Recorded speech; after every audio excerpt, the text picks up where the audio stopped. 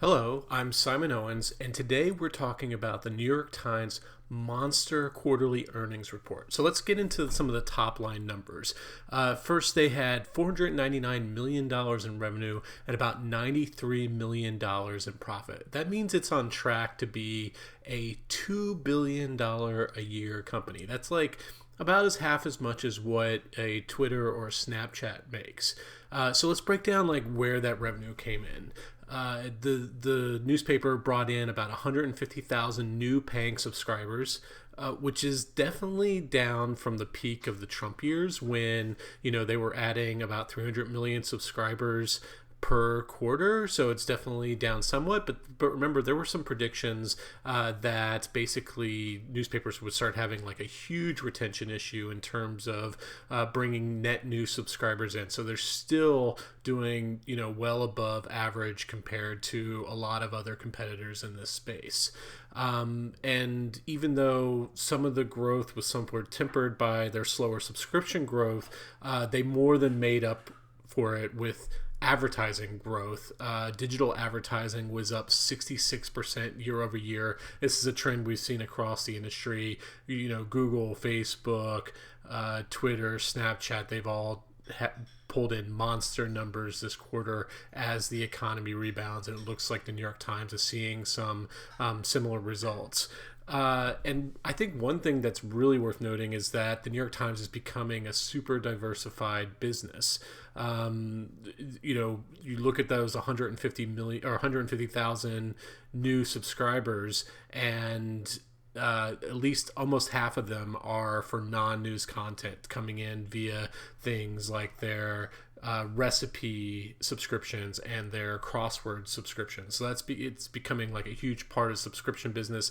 They're about to launch a Wirecutter specific subscription business. Also, Wirecutter obviously is one of their fastest growing businesses as like an e-commerce affiliate type play. And then there's other huge businesses that they're building. For instance, their audio products. The Daily is now generating 4 million downloads per episode and is now reportedly a 8-figure business for them. They just bought Serial Productions about a year ago. They're really ramping up their audio reach. Also acquired a major audio app that specializes in basically creating audio versions of long form articles that span beyond just the New York Times. So just becoming just a huge company that is going well beyond what we consider text-based news. It's now at 8 million paid subscribers, which is only off 2 million off its ultimate goal of reaching 10 million. So it seems like they're definitely well on track of hitting that ultimate goal, maybe even before they were projected, which I would think was like 2025. Obviously, this doesn't light a candle to platforms like Netflix and Spotify, each of which have well over 100 million subscribers. And it kind of begs the question is like, could a news organization ever hit those kinds of Netflix and Spotify numbers?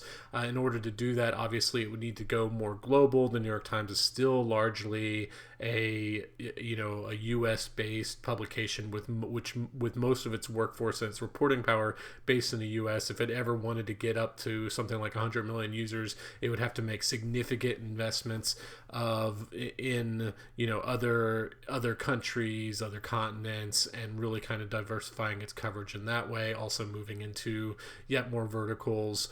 Obviously, I think it has a really strong audio play. I think it still lacks a strong video play. Of course, its YouTube channel is pretty large and generates millions of views per month. It's sold a few shows to platforms like Hulu, but there's no like blockbuster success like they have with the Daily on the video side.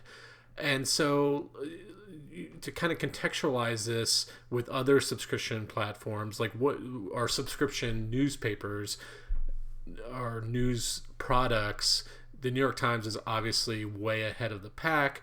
Who are some of the other players that it's competing with?